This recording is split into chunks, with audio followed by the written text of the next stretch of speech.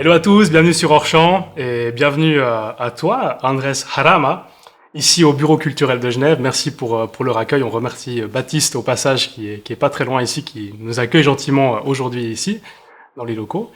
Alors aujourd'hui, on reçoit Andrés, qui est réalisateur, il est monteur et cofondateur de Vanguard Studios. Merci d'être là, merci d'avoir accepté notre invitation. C'est un vrai plaisir de te recevoir parmi nous aujourd'hui.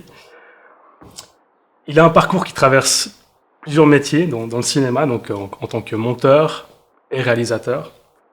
Un parcours entre la Suisse et l'Espagne, entre le cinéma indépendant, la fabrication concrète de films. Donc aujourd'hui, on va parler avec lui de création, de collectif, de parcours, de réalisateur et aussi en tant qu'indépendant. Andrés, c'est surtout quelqu'un qui connaît le cinéma de l'intérieur, donc les plateaux, la technique, les collaborations, et les réalités très concrètes derrière les images qu'on peut voir dans les films. On va également se pencher sur qu'est-ce que ça signifie de construire des films aujourd'hui avec les différentes contraintes qu'on peut avoir dans ce métier. Donc Andrés, avant de rentrer peut-être dans le vif du sujet avec les diverses questions qu'on a préparées pour toi, est-ce que tu pourrais te présenter en quelques mots, en complément de ce que je viens d'expliquer sur toi? Merci beaucoup à toi. Avec plaisir. Merci aussi au Bureau culturel pour ce magnifique lieu. Alors pour me présenter, je dirais que en gros je suis quelqu'un qui a pas su rapidement, on va dire, ce qu'il voulait faire par rapport au métier de cinéma, qui a grandi à l'époque des VHS et des vidéoclubs, qui a adoré cette époque-là, où on savait souvent pas qu'est-ce qu'on allait voir, mais on voyait juste Mortal Kombat, un dragon, waouh, ok, je prends, ça a l'air cool. Et après on découvrait, des fois c'était bien, des fois c'était pas bien. Donc un amoureux du cinéma premièrement, du cinéma vraiment blockbuster, facile. Enfin, je suis pas très auteur, ça aussi. Et rapidement en fait, à un moment de ma vie, on va dire, j'ai vite bifurqué en me disant bon, je fais quoi? J'ai un CFC. J'ai fait l'armée. Je me suis dit bon, allez, je me lance. Vu que je suis à moitié espagnol, suisse, 50-50, j'ai décidé de partir en Espagne pour continuer ma formation. Et à partir de là, je suis rentré en plein dedans à une vitesse extrême. Et ce qui m'a amené à ici, cofondateur aussi de Vanguard et d'autres choses. J'ai peut-être deux questions par rapport à ça, peut-être pour contextualiser. Tu as fait un CFC de quoi et à quel âge tu es parti en Espagne justement pour te former? Alors j'ai fait un CFC de mécatronicien. C'est une histoire courte mais assez rigolote. En fait, je me suis loupé 2 jours quand je voulais faire électronicien. J'aimais bien les machines, un peu la robotique, etc. À ce niveau-là, donc je me suis gouré de jour. Et j'ai confondu en fait méca, je sais pas quoi, nicien et mécatronicien qui est en fait dans les voitures. Du coup, je me suis inscrit. J'ai fini le premier jour dans l'atelier avec plein de voitures. J'étais là, ils sont où les robots? C'est pas ça. Et vu qu'à l'époque j'étais vraiment un gars qui prenait pas trop au sérieux sa vie, j'ai pas cherché à comprendre. Donc j'ai fini le CFC sur un coup de tête.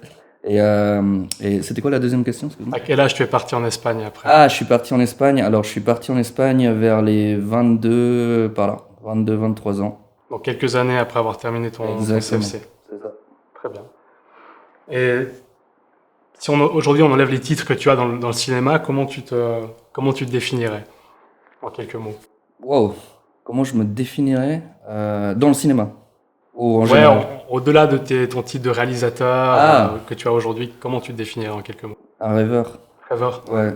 Quelqu'un qui aime rêver, quelqu'un qui aime imaginer, et puis surtout qui trouve des réponses dans ses rêves, on va dire. Quelqu'un qui puise, essayer de trouver des réponses, ouais, je pense. Donc tu disais que tu as construit ton parcours voilà, entre la Suisse et l'Espagne, mais surtout l'Espagne, puis maintenant tu es revenu en Suisse. Qu'est-ce que ces deux environnements, ils ont changé sur ton regard sur le cinéma? Oh. Bon, on va dire c'est déjà pas les mêmes choses du tout. En Espagne, il y a une industrie saturée, une industrie très saturée, très fermée au niveau production, au niveau cinéma. J'ai pu la voir de l'intérieur, vu que j'ai travaillé avec une réalisatrice qui a gagné des Goya. J'ai pu connaître des gens, des producteurs qui produisent du haut, comme Casa de Papel, mais aussi des producteurs indépendants qui ont fait des films assez marquants à l'époque. Je sais pas comment on dirait en français, mais Erice. Erice, c'est un réalisateur très connu espagnol. J'ai vu Almodovar aussi de loin. Je l'ai jamais rencontré en personne. Et puis, on va dire l'industrie là-bas, c'est vraiment quelque chose de très saturé qui va très vite et qui en fait, c'est très dur à rentrer dedans si c'est pas par un point B. Ici, ce que je remarque, c'est plutôt différent. C'est quelque chose de plus autoral. Il n'y a pas une grosse industrie ici, ça c'est clair.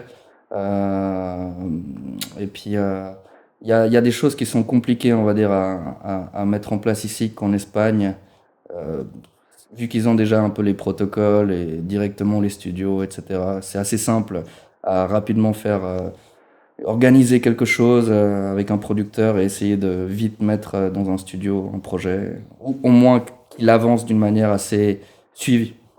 À contrario de l'Espagne où c'est vraiment plus compliqué à faire, quoi. Bah ouais, on va dire en Espagne, on va dire si on a quand même une facilité quand même plutôt en Espagne d'avoir un studio, etc., de gros studios, en parlant avec quelques producteurs. Ici c'est un peu plus complexe, faut aller au volet. Du coup, dans ton parcours dans le cinéma, tu as fait justement plusieurs métiers. Est-ce que tu serais juste d'accord de nous les lister un petit peu, donc, voilà, par quoi tu as commencé, puis qu'on comprenne un peu toutes les strates que tu as parcourues dans ce métier? Donc de base j'ai été pris comme monteur. Très rapidement je suis passé à la post-production. Donc parce que je comprenais rapidement en fait comment les pôles marchaient en post-production, comment se communiquer, c'est quoi les difficultés rapides en fait quand on envoie des fichiers, pourquoi ça bug pas, euh, les codecs, etc. J'étais aussi pendant que je faisais mon parcours à l'école, à l'ICAM, j'ai fait des clips, des pubs.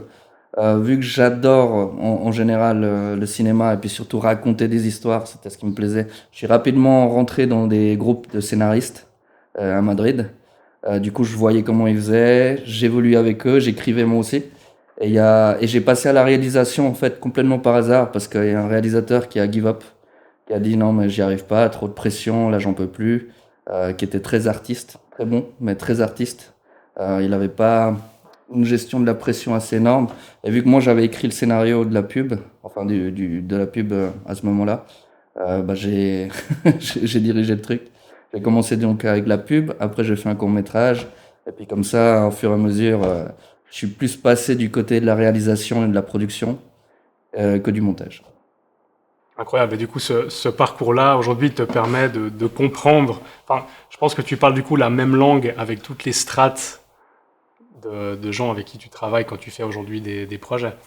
Oui, la même langue, c'est-à-dire. Bah, dans le sens, tu comprends les besoins, des Ah, intérieur corps de des autres. métier. Tu vois, que celui de réalisateur. Donc ça, c'est Bah, à force de se prendre des coups, on va dire, et de voir qu'il y a un truc que tu penses que c'est acquis, et quand t'es dedans, tu vois les choses différemment. Typiquement, bah, une caméra, un réalisateur qui a jamais pris une caméra peut pas comprendre, en fait, toutes les informations qu'un caméraman a besoin ou qu'un DOP a besoin.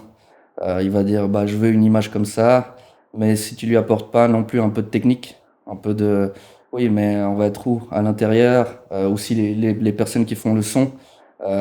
Souvent, oh, c'est magnifique ici, waouh, c'est incroyable, ah, c'est trop bien cette église.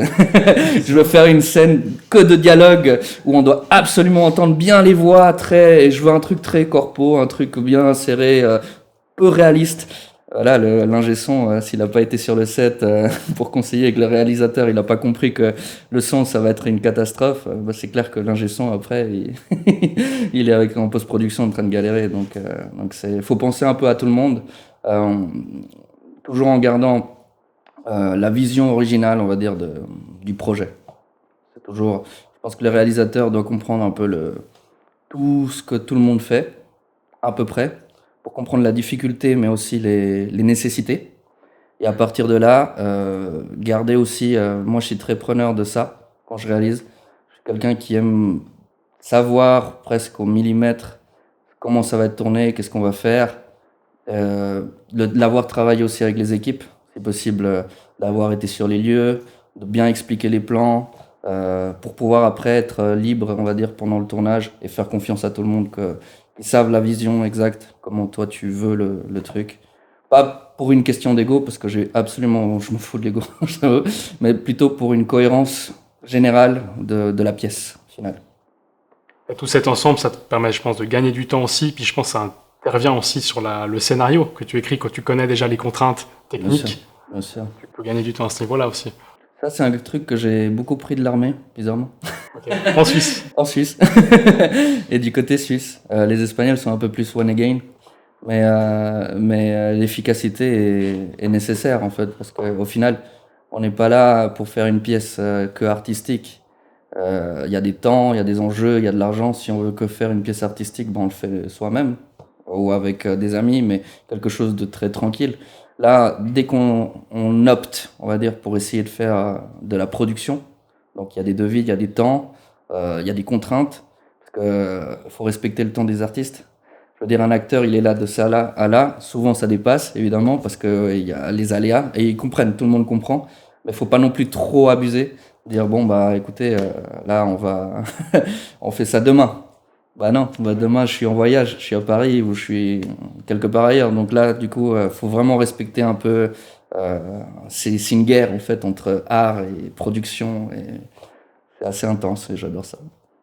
Et par rapport justement à la création, ta création, le fait d'écrire tes propres histoires, ça c'est venu au fur et à mesure ou ça a toujours été là en toi, cette envie de créer? Non.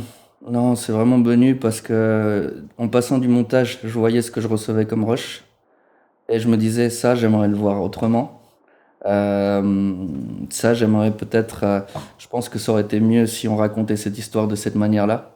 Et gentiment, je me suis dit bon bah attends, au bout d'un moment, pourquoi pas toi te placer de l'autre côté. Et par surprise, après le clip, etc. Je me suis dit bon en fait, tu connais un peu comment ça marche parce que t'as passé un peu partout pour essayer de trouver tes marques, etc. Donc au bout d'un moment, je me suis dit, bon, bah, on se lance, on va essayer d'aller plus loin, d'aller toujours plus loin. Je pense que c'est important d'essayer de chercher à aller plus loin, d'apprendre sur le tas. Et, euh, et, euh, Pourquoi écrire des scénarios? Parce qu'en fait, je pense que le cinéma, mais ça c'est comme mon point de vue, tout ce que je dirais de toute manière, c'est comme mon point de vue. Hein, c'est absolument pas en fait, c'est ma manière de voir les choses. Mais par rapport à ça, je pense que le cinéma est l'héritier un peu des légendes que nos ancêtres racontaient, Achille, etc. Quand on pense à Achille à l'époque, maintenant nous on a Neo dans Matrix qui apporte une manière de voir le monde, une manière philosophique peut-être, aussi la technologie. En fait, on va de l'avant avec des choses qui nous entourent, qui nous inspirent, qui nous traversent. Et puis en même temps, on raconte des difficultés. Mais moi, je suis toujours preneur. Et là, puis je vais casser, mais c'est toujours mon point de vue. Hein. J'aime pas, par exemple, le cinéma trop autoral, mais qui est que du drama, qui calque la vie, mais calqué. Je suis plus dans le style de Guillermo del Toro, qui raconte une situation comme la guerre civile dans Le Labyrinthe de Pan, euh, mais d'un autre point de vue. Donc, je pense qu'on peut créer des histoires, des mythes, des légendes, raconter la vie actuelle, mais d'une manière plus subtile qu'aller directement à dire non, ça c'est la vie de ça, tac tac. Mais ça, encore, c'est ma manière de réaliser, ma manière de raconter des histoires. Et mon objectif, si j'y arrive, c'est vraiment de pouvoir faire des films qui vont rentrer un peu dans du lore, des personnages, des univers. John Wick, typiquement, c'est n'importe quoi. Hein. Je veux dire, il n'y a pas une pensée philosophique derrière. Par contre, c'est clairement un univers. Pourquoi il tient? Parce que c'est pas à cause de Keanu Reeves. Il a fait des autres films, etc. Mais c'est à cause il y a des codes. Quand tu rentres dedans, tu découvres un univers qui n'existait pas. Et pendant le temps que tu regardes ce film, tu découvres, il y a un hôtel, personne peut se tuer. Maintenant, il y a ça. Il pousse le bouchon trop loin, c'est clair, mais c'est marrant, c'est fun. C'est clair. Donc aujourd'hui, finalement, tu te sens plus réalisateur ou comment tu décrirais maintenant justement quel est ton cœur de métier maintenant dans le cinéma en fait? Producteur, réalisateur. Ouais, t'as un peu toutes les casquettes. Producteur, réalisateur, producteur parce que je suis en train de mettre en place des et des leviers pour pouvoir autoproduire nos films. Ce qui demande beaucoup de stratégie, de business, de parler avec des gens qui sont absolument pas intéressés par le monde du cinéma, mais qui ont beaucoup d'argent et qui veulent un retour sur investissement ou qui veulent placer une marque. Voilà, c'est ce qu'il faut pour être un peu libre de raconter un peu comme on le veut. Et réalisateur, parce que ça sert à rien en fait de faire de la production, comme je suis en train de le dire, si tu veux pas après réaliser quelque chose qui a une image, qui a une identité, et puis raconter une histoire surtout. Donc je dirais producteur-réalisateur actuellement. Le métier de post-production, je le fais, mais plutôt pour aider des équipes s'ils ont un problème. Voilà, ponctuellement, tu as besoin de ça, je te facilite ça, j'ai un problème là-dessus, qu'est-ce que je peux faire plutôt essayer de guider des choses que j'ai déjà eu comme problème par expérience, mais là, mon corps du métier, c'est vraiment producteur et réalisateur. Scénariste aussi. Aujourd'hui, entre la Suisse et l'Espagne, c'est juste. Je suis entre la Suisse et l'Espagne, donc Vanguard, ma boîte. Euh, Ma boîte avec mon associé, Dorian Rapa, Emmanuel Rapa. Nous, on a créé Vanguard ici, Vanguard Studios, et on a créé aussi Vanguard Motion Saga en Espagne, car j'ai beaucoup d'équipes qui font de la 3D, de l'animation en Espagne. Et du coup, on a fait une compagnie des deux boîtes j'essaie de placer en fait une qualité et un savoir-faire euh, industriel, mais en même temps très créatif, qui ont peu de limites dans la narration. Et on prend souvent, on va dire, on essaie de se calquer et de prendre des projets qui repoussent un peu ce qu'on a fait avant. Donc, et c'est là où justement on essaie vraiment de mettre en place des systèmes pour pouvoir narrer, pour pouvoir s'autosuffire par rapport à la production sans devoir demander quelque chose à d'autres. Donc voilà. Selon toi, est-ce que les gens aujourd'hui, ils fantasment le cinéma ou au contraire, ils sont conscients de ce que ça implique? C'est quoi ton sentiment par rapport à ça? Bah, les gens, ça dépend. Le public fantasme, c'est clair, parce qu'ils peuvent pas le voir de l'intérieur. C'est souvent ça, hein. Ils découvrent dès qu'ils voient un clap dans la rue avec des caméras et tout ça, ils sont là, waouh, c'est trop cool. Ils font un film, c'est génial, ce mode de vie, etc. Vu de l'intérieur, c'est très sale, c'est très dur parce que c'est pas un métier où t'as une sécurité, on va dire. T'es jamais safe. Tu peux faire un film qui prend beaucoup d'argent, il va faire un flop si t'as pas négocié les trucs avant, si t'as pas une vision derrière, s'il marche pas du tout. Donc c'est un risque et les artistes malheureusement actuellement c'est très compliqué pour eux d'essayer de trouver leur compte rien que pour vivre. Donc c'est là où justement on essaie de voir comment on peut faire pour mixer sans se prostituer, mais pour mixer on va dire entre l'industrie, le business et puis le cinéma. Donc je pense que oui, fantasmer pour le public est complètement euh, réaliste pour ceux qui le vivent depuis l'intérieur, quoi. Est-ce que tu sens une différence d'attrait ou de difficulté entre la Suisse et l'Espagne dans ce milieu ou pour toi c'est similaire? Non, je pense que là actuellement, l'Espagne est en train de perdre beaucoup de terrain comparé à ce qu'ils étaient avant. Parce que on est rentré dans une vague, on va dire un peu compliquée au niveau industriel. Chose qu'ils ont un tissu quand même industriel, cinématographique très très fort. Malheureusement, ça tourne un peu en rond. Là où on prend il y a 6, 10 ans.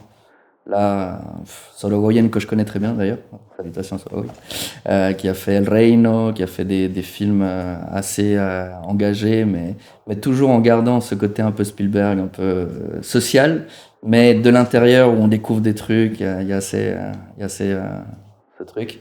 Et je pense que là, en Suisse, par contre, il y a tout à découvrir. je pense qu'il n'y a pas eu assez d'expérience ici, rien qu'au niveau décor. C'est souvent la même gamme, parce que c'est souvent ce qui est boosté. Souvent la même DA, quelque chose bon, sauf High ID ou je sais plus, Mad ID. Sur les grosses productions, tu veux dire, en tout cas, c'est chaque fois c'est ça. Les mêmes décors et tout ça. C'est ça. Là où, par exemple, en Espagne, bah, t'auras un Alex de la Iglesia qui va te faire un truc d'horreur, et t'auras quelque chose comme Sorogoyen qui va te faire un truc très politisé, et t'as justement Bayona qui te fait Jurassic Park et Le Impossible, avec une immense vague, donc t'as ce genre de grand écart artistique qui est très fun, parce qu'au final, si une semaine tu veux découvrir un truc, à l'époque, je parle de l'époque, maintenant ça s'est un peu calmé, mais une semaine tu voulais voir un truc d'action, t'avais un truc d'action espagnol, tu voulais un drama, t'avais un drama, un truc plutôt politique, où il y a un enjeu, où tout se passe dans la discussion et le pouvoir, bah t'avais ça aussi. Donc mais après c'est ma vision, c'est ma manière de voir les choses. Et qu'est-ce qui manquerait selon toi ensuite peut-être pour développer davantage de projets cinématographiques? Ouf. Ouais, si j'avais la réponse, je serais millionnaire. Je serais millionnaire. Ce qui vient comme ça, de ce que tu constates. Je vais essayer de répondre à ça. Qu'est-ce qui manquerait de ta vision? Bah, peut-être des protocoles et une stratégie un peu différente. C'est-à-dire copier un peu ce que les films d'auteur faisaient aux États-Unis dans les années 90. Non, 90 non, ouais, 80-90 par là, voire 70, en copiant la nouvelle vague. Donc redescendre, on va dire, les standards au niveau de la production, pas essayer de faire des blockbusters, mais par contre se centrer énormément à proposer un univers qui sort, qui n'est pas compliqué à réaliser parce que c'est un concept. Typiquement Inception, bon c'est compliqué parce qu'il y a des effets, mais par exemple Memento, on parle de quelqu'un qui a oublié, qui s'est fait agresser, il veut se venger, c'est une quête de vengeance, mais toutes les je sais pas combien de minutes, il oublie et sa recette.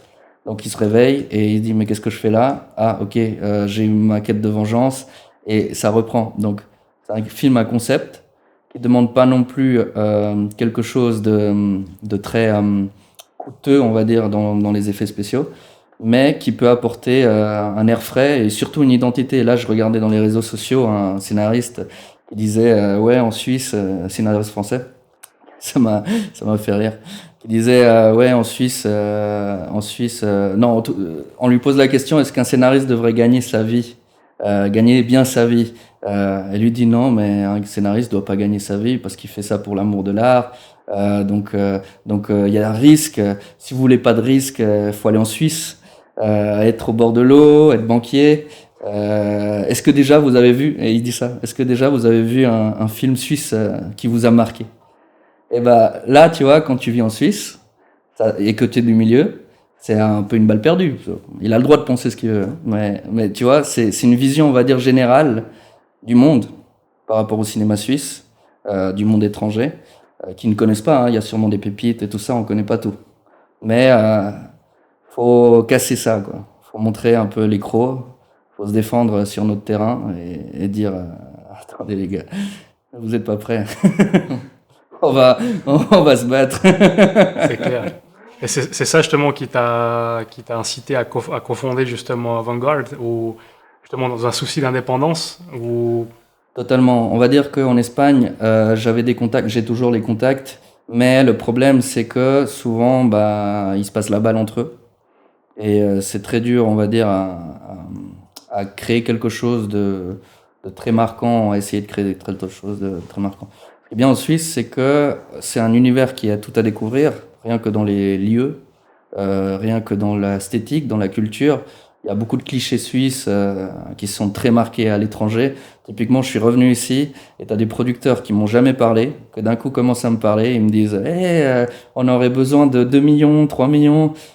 Je viens de mettre les pieds en Suisse. Je suis pas banquier, hein. Je peux pas trouver 2 millions, mais c'est un cliché. Et souvent, ce cliché, il faut un peu le traiter, le canaliser, et je pense et le casser, pour montrer aussi des images, des choses un peu différentes, des choses cool. s'allier aussi, donc avec des gens qui sont très créatifs, des gens qui ont aussi un peu marre et qui veulent juste créer des univers et faire des choses qui intéressent. Et je pense qu'il faut surtout taper dans l'intérêt du public au niveau apporter quelque chose disruptif, Des thématiques qui des touchent. thématiques, des choses pas forcément qui touchent, mais qui intéressent. Toucher, c'est tout le monde se sentira ouais, ça m'a touché ou pas, mais déjà dans la thématique, dans l'univers qu'on propose, avec un code, avec des manières, en Suisse, avec des visuels qu'ils n'ont pas vus, parce qu'en France, on n'a pas du tout exactement les mêmes visuels qu'ici, les mêmes codes, les mêmes manières de voir les choses. Donc apporter ça et rester très suisse. Là, par exemple, j'avais quelqu'un une fois, il m'a critiqué, il m'a dit, oui, cet acteur, il a un accent fort suisse. Faudrait quelqu'un qui a plus un accent parisien pour que ça passe dans la prod. Moi, j'ai dit, bah non, on est en Suisse. Justement. Moi, je veux qu'il ait un accent suisse parce que l'histoire se passe en Suisse et je veux marquer ça. Tu vois, je veux vraiment que la Suisse prenne son identité et sa manière de voir les choses et que quand les gens ils disent ça c'est un film belge, français, suisse, non, que ce soit ah ça c'est un film suisse. Et ils ont un style, ils ont une patte, ils ont un truc. Quelqu'un a cette authenticité-là, quoi. Voilà, exactement. Et t'as l'impression aujourd'hui qu'il y a une censure justement sur les thématiques qui sont abordées dans les productions suisses qu'il y a, ou c'est pas Alors, quelque je chose pourrais pas le qui- dire. Ça, je pourrais pas le dire. Typiquement, dans les productions, etc., ça, faut être dedans dans les négociations de production et comment se répartit l'argent par rapport à quel projet pour savoir. Mais je dirais que pour l'instant, moi, je n'ai pas vu des choses qui me plaisent personnellement et qui, je pense, peuvent s'exporter à l'international mais au niveau bas public. C'est-à-dire des films d'auteur, j'en ai vu ici, incroyable, vraiment très bien. Mais c'est pas des choses, c'est des choses très nobles, avec des idéaux très nobles, mais pas des choses qui sont du gabarit, on va dire, de Memento ou des choses qui ont un concept qui peut casser un peu les frontières. Du coup, pour exercer ton métier de réalisateur aujourd'hui, tu sens que tu as la nécessité absolue d'avoir ta propre boîte de production pour le faire, ou tu penses que tu pourrais l'exercer dans un autre cadre? Non, pas obligé. Mais c'est clair qu'avoir sa boîte de production te permet d'avoir une DA à toi et d'avoir le contrôle sur tes projets. C'est-à-dire que là, t'es pas en train de vendre ton idée ou tes projets à quelqu'un. Tu le gardes pour toi-même et ton équipe et ceux qui vont collaborer dessus. Et tu regardes quelle est la manière la plus optimum de diriger ce projet. Donc c'est clair que pour moi, c'est vite devenu une évidence qu'il fallait faire une boîte de production. Et avec ton beau parcours, on t'a sollicité pour participer en tant que réalisateur, participer à des projets, En Espagne, oui. mais en Suisse, pas. Non, pas en Suisse. Aussi, j'ai plus basé, on va dire, à développer ma boîte directement, à prendre du matériel, à acheter, à travailler dans d'autres projets d'animation aussi, d'ailleurs, qu'on a co-dirigé et dirigé. Mais non, j'ai pas cherché non plus. Voilà. Parce que j'ai vraiment voulu directement que ça soit des projets propres et qu'on dépende pas de quelqu'un d'autre pour que ça se fasse. Parce que souvent, c'est ça, hein. Souvent, ça avance, on avance dans le dossier, waouh, ça va se faire, et au dernier moment, ah non, coupure de financement parce qu'on l'a donné à tac, et c'est ça qu'on veut éviter. Et aujourd'hui, tout le monde crée du contenu, des images, hein. Pour toi, c'est quoi qui fait vraiment la différence entre un film et du contenu? Bah, la longueur, la longueur déjà. Deuxième chose, on va dire, un bon film va te raconter, va t'immerger. Le contenu va te reprendre. Bah, je dirais aussi la longueur, parce qu'il y a vraiment des bons contenus, hein. On va sur YouTube, et des fois, il y a des documentaires que j'ai vus qui ont été financés par le CNC. Et je vois des documentaires faits par un petit youtubeur, mais qui est passionné du sujet et qui te rentre dans un univers. Ça se trouve, le mec, en plus, Feldup, typiquement, moi j'aime beaucoup Feldup, c'est un youtubeur. Il te fait 4 heures, je crois, 4 heures de documentaire sur un sujet d'un mystère. Et t'es captivé. Lui, il a pas bougé de sa chaise. Il a juste mis des images, mais tu t'envoles dans un univers que tu connais pas. Parce que justement, c'est une spécialité à lui qui connaît très bien cet univers. Et là, tu rentres avec lui dans cet univers. Donc, je dirais que le cinéma doit pas garder ses titres de noblesse au jour d'aujourd'hui, car il y a des créateurs qui viennent du monde de la vidéo, qui arrivent à raconter des histoires mieux que des cinéastes qui parce qu'ils ont fait un film ou des choses comme ça, qui pensent qu'ils ont un titre qui va leur être outorgué pour la vie et qui se remettent jamais en question par rapport comment ça avance, la manière de narrer actuelle. Donc selon toi, il y a une influence des réseaux sociaux sur la manière de créer des films aujourd'hui ou pas du tout? Oui, les films comédies, les films comiques, les sketchs. C'est basé sur le Palma Show. Tu vas voir un film comique actuellement, tu regardes le Palma Show, c'est simplement plus long avec une ligne directive, quoi. C'est des sketchs. Il n'y a plus, je sais pas, Marie à tout prix ou des trucs comme ça.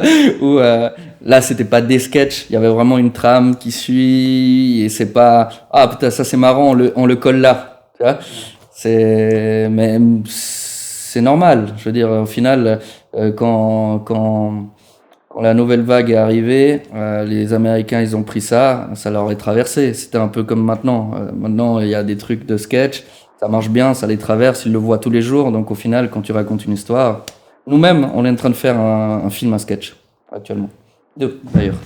Un qui sortira avec plusieurs courts-métrages qui sont très séparés mais avec une seule thématique.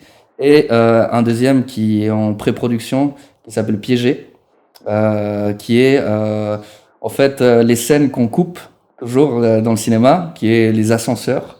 Typiquement, tu rentres dans un ascenseur, mis à part Paul Thomas Anderson ou d'autres, où il y a une scène importante dans l'ascenseur. Nous, on a décidé de faire toute l'histoire dans les ascenseurs à différentes époques, d'une manière comique, d'une manière dramatique, mais toujours piégé dans un ascenseur, d'une manière fun. Excellent, on se réjouit de voir ça. Et du coup, l'IA dans la création d'images, pour toi, c'est quoi? C'est une aide plutôt ou attention, c'est danger, ça va changer beaucoup de choses? C'est quoi ton approche par rapport à ça? Alors, mon approche de l'IA, c'est qu'actuellement, en l'ayant testé, ça fait des choses, mais ça n'a jamais un résultat fou. En fait, on remarque vite que c'est de l'IA. Je pense qu'un jour, ça dépassera, hein, mais pour l'instant, on remarque vite que c'est de l'IA. Par contre, j'ai vu qu'il y a des outils IA qui te permettent d'avancer plus rapidement et de créer des choses, mais pas comme une finalité. Il faut quelqu'un qui pilote derrière, mais comme un programme, un logiciel. Avant, on coupait les rushs pour monter, et un puritain qui a que fait ça va essayer de défendre ça, parce qu'il connaîtra pas Final Cut, à l'époque c'était Final, après Avid, etc., il connaîtra pas ça, et il défendra ça. Là, je pense que ça doit devenir un outil, qu'on comprenne, mais pas une finalité. C'est-à-dire que les gens qui connaissent le métier puissent utiliser des outils qui vont les aider à aller plus vite et plus efficace, mais toujours en gardant le contrôle sur la créativité sans que ça soit interprété par ChatGPT ou Gemini ou qui crée une image de zéro et après t'es là pendant des heures à dire non mais le soleil il y en a deux maintenant. Qu'est-ce que t'as fait? Change-moi ça. Voilà. Du coup, j'imagine cette possibilité-là, toi, elle t'inspire aujourd'hui peut-être pour créer avec ces outils. Bien sûr, mais ça dépend le contexte. Typiquement dans la pub ou des choses comme ça, je pense que oui. Il y a pas sauf des pubs assez artistiques, mais je pense que c'est la nécessité du client. La nécessité du client, c'est ça, ils veulent être efficaces. Il y a des petites boîtes qui maintenant peuvent se permettre d'avoir des images ou des choses qui sont très utiles faire la différence. Ça, c'est dans le monde business. Mais dans le monde cinématographique, je pense qu'il faut garder cette patte et cette créativité en l'utilisant comme un outil et jamais comme une finalité, pour l'instant. Ça dépend de l'usage. La prochaine interview que tu me feras dans 5 ans, peut-être j'ai changé d'avis. Avant, ouais, excuse-moi. Et du coup, si demain on te donnait la possibilité, voilà, tu as assez de fonds pour créer un film hyper ambitieux, qu'est-ce que tu ferais? Ah, le salaud. Le salaud. Qu'est-ce qui te vient spontanément là? J'ai un projet, une série. J'adore le monde du métal. J'adore ce monde. Et j'ai une série d'action basée dans le monde du métal un univers à la John Wick avec une philosophie très spartiate, très dure, un monde très à la Sin City. Et si j'aurais la possibilité, je démarrais la série directe en Suisse, principalement en Suisse, en montrant vraiment la qualité suisse, les endroits, en changeant des rues, en arrêtant des rues, en modifiant les rues, en faisant un truc de taré. Ça me plaît beaucoup, ça. Et en même temps, je ferais Tokyo, parce que j'adore la culture japonaise, je ferais Tokyo, des connexions, et vraiment, comme dirait un être de lumière, aucun pouvoir à mon pouvoir, quoi, aucune limite à mon pouvoir. Et dans tout ton parcours, est-ce qu'il y a déjà un moment où tu as douté à te dire, ouais, je veux peut-être arrêter, ou non, tu as toujours eu le feu intérieur et tu t'es dit, vas-y, let's go, je fonce? Tous les jours. Le doute? Le doute tous les jours. Le doute tous les jours, mais le feu tous les jours aussi. C'est-à-dire que le doute, faut qu'on se batte avec. Y a rien qui est fait pour l'instant. Je veux dire, Vanguard commence à commencer, en fait. C'est le début. Donc le doute, c'est clair qu'on l'a. Après, si t'as pas le feu, si t'as pas la motivation de le faire, autant faire autre chose, quoi. Parce que c'est vraiment dur. C'est pas évident tous les jours. T'as plein de choses à gérer, des projets. euh, c'est- mais par contre, faut jamais lâcher. Et je pense que en s'entourant surtout, faut pas être seul. Faut s'entourer de gens qui ont la même vision, qui ont envie de faire les mêmes choses que toi, qui ont des capacités différentes que les tiennes et des points de vue différents, et faire un muscle fort entre équipes. Quand il y en a un qui tombe, l'autre il le relève. Et, et je pense qu'il faut toujours se battre contre ça et avancer tout le temps. Et chaque chose qu'on fait, aller plus loin, aller plus loin. C'est exactement notre philosophie sur Orchamps, donc voilà, te mettre en lumière, notamment, mettre les gens en lumière, les invités.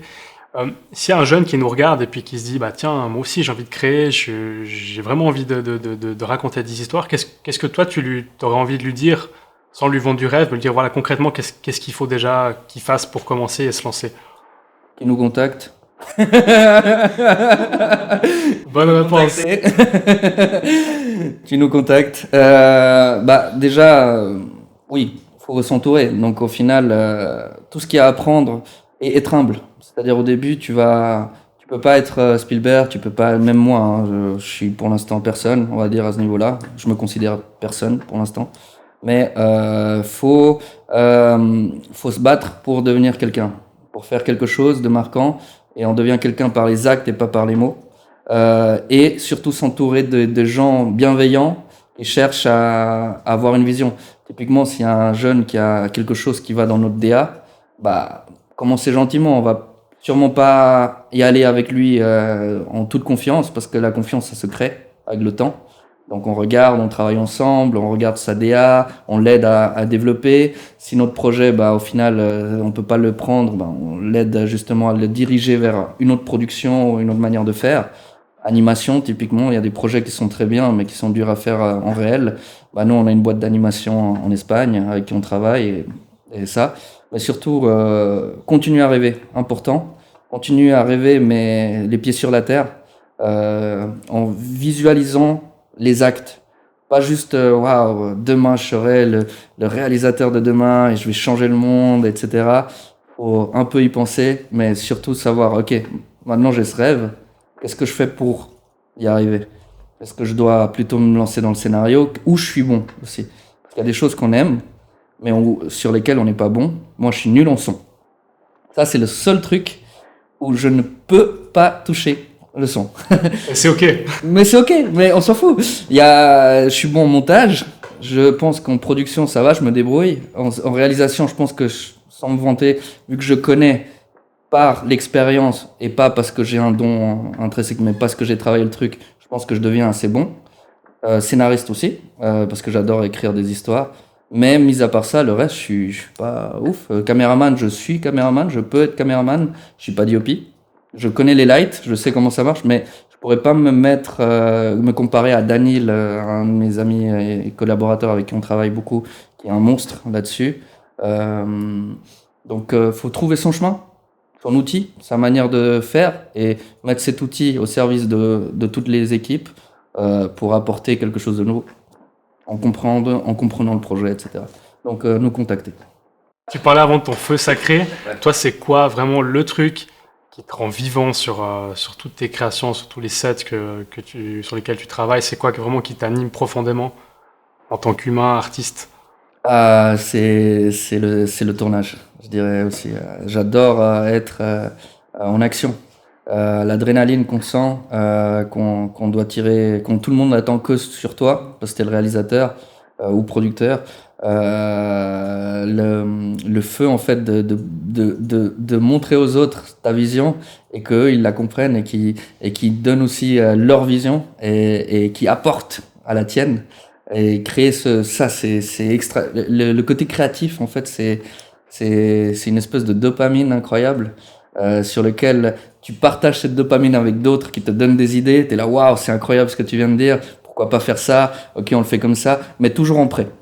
Moi, de ma manière, c'est ce côté dopaminique, on va dire, de création. Ça fait toujours en pré-production. En production, il n'y a plus le choix. C'est là où on rec, on a un temps. Et là, c'est un autre type de dopamine. C'est notre plan qu'on a préparé, qu'on croit qu'il est infaillible. Là, on se prend tous les coups, que ce soit météo, que ce soit l'acteur qui a loupé le train, etc. Quoi qu'il en soit, et surfer sur ça. Donc, ok, mince, je suis en retard d'1 heure. J'ai tant de plans à faire. Ok, je dois raconter la même histoire. Ça gère, ça c'est bien, ça on garde, ça, s'il te plaît, tu me donnes encore 1 heure de ton temps. Oui, ok. Et c'est cool, c'est marrant. Du coup, dans ton rôle de producteur, réalisateur aujourd'hui, tu aimerais travailler avec qui dans le milieu du cinéma? C'est quelle personne avec qui tu dis, ouais, lui ou elle, j'ai vraiment envie de travailler avec cette personne? Alors je pense que je vais surprendre, mais les gens que j'admire et qui sont proches de moi. C'est-à-dire, par exemple, CMX, toi, des gens que j'admire dans leur vision.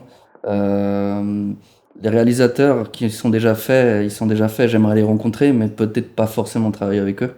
S'ils sont chauds de travailler, ils ont la vision avec nous, évidemment. Mais déjà, je pense dans un premier pas, travailler avec les gens que je respecte, avec qui on a une vision, une stratégie aussi, une manière de voir les choses, et de nous voir grandir ensemble, surtout. Je veux pas aller loin, ici. Nous. Vous. L'humain au centre. L'humain au centre. Toujours. Et les contacts proches et les gens avec qui on a la même vision surtout. Mais comme ma vision, on va dire, c'est vraiment d'agir, d'être prêt, de rêver, d'essayer de contacter Denis Villeneuve, j'adore Denis Villeneuve, ou d'autres réalisateurs, pour essayer de faire quelque chose. Non, créons de base du sable, mettons des bases, commençons gentiment et puis après peut-être on fera un kiff avec Spielberg, des choses comme ça. Magnifique. En vrai, merci beaucoup du fond du cœur pour tout ce que tu as partagé. C'était vraiment un bel échange, très humain. Et je pense que c'est ce qui te caractérise aussi très bien. Encore merci beaucoup au Bureau culturel de Genève, donc Baptiste, big up. Ouais, merci à mon acolyte Charlie pour le set incroyable. Merci à Gabriel pour le son, à Julian pour les BTS et à toute l'équipe qui nous accompagne pour la post-production. Et merci à vous qui nous regardez, toujours de plus en plus nombreux. On continue à vous envoyer de la light, du cinéma, à partager tout ce que ces belles personnes peuvent nous raconter sur le milieu. Et puis surtout, n'oubliez pas, croyez en vous, passez à l'action et que du love. À très vite. Bisous. Ciao, ciao.